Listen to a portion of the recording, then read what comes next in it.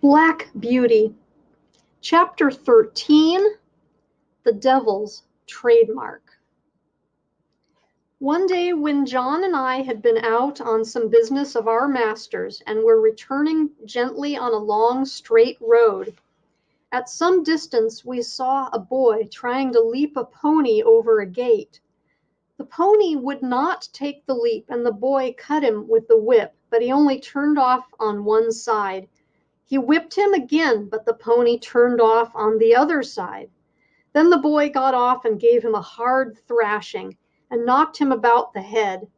Then he got up again and tried to make him leap the gate, kicking him all the time shamefully. But still the pony refused.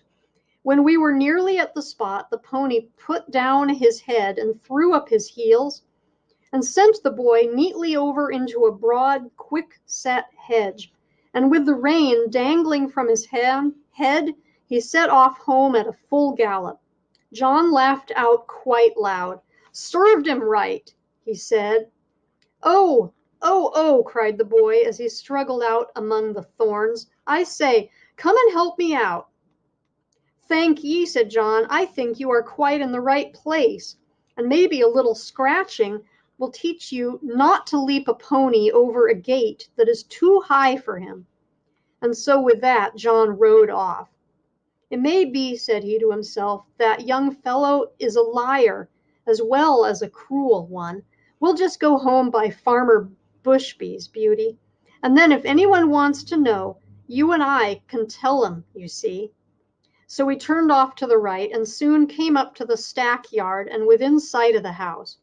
The farmer was hurrying out into the road, and his wife was standing at the gate, looking very frightened. "Have you seen my boy?" said Mr. Bushby as we came up. "He went out an hour ago on my black pony, and the creature is just come back without a rider." "I should think, sir," said John, "he had better be without a rider, unless he can be ridden properly."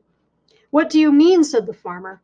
"Well, sir, I saw your son whipping and kicking and knocking that good little pony about shamefully because he would not leap a gate that was too high for him.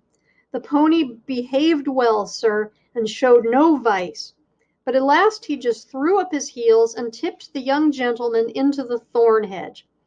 He wanted me to help him out, but I hope you will excuse me, sir. I did not feel inclined to do so." "There's no bones broken, sir. He'll only get a few scratches. I love horses, and it roils me to see them badly used. It is a bad plan to aggravate an animal till he uses his heels. The first time is not always the last." During this time, the mother began to cry.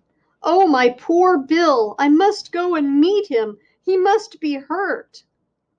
"You had better go into the house, wife," said the farmer. "Bill wants a lesson about this, and I must see that he gets it. This is not the first time nor the second that he has ill-used that pony, and I shall stop it. I am much obliged to you, Manly. Good evening." So we went on, John chuckling all the way home. Then he told James about it, who laughed and said, "Serves him right.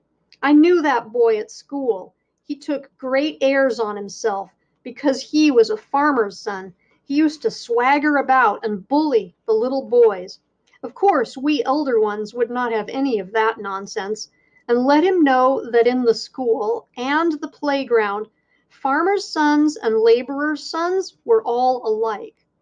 I well remember one day, just before afternoon school, I found him at the large window catching flies and pulling off their wings. He did not see me, and I gave him a box on the ears that laid him sprawling on the floor. Well, angry as I was almost frightened. He roared and bellowed in such a style.